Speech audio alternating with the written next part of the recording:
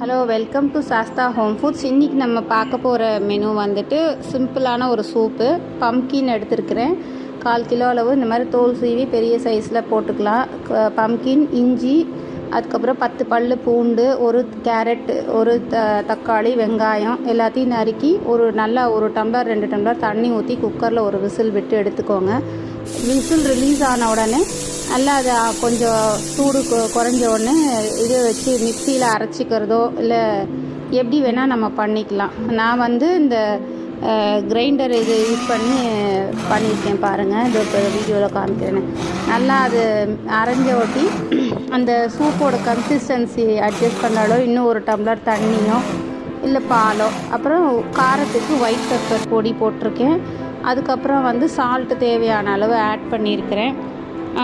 நல்லா திக்காக இந்த மாதிரி இருக்கும் இந்த சூப்பு. ரொம்ப டேஸ்டியாக இருக்கும், ஹெல்த்தி அண்டு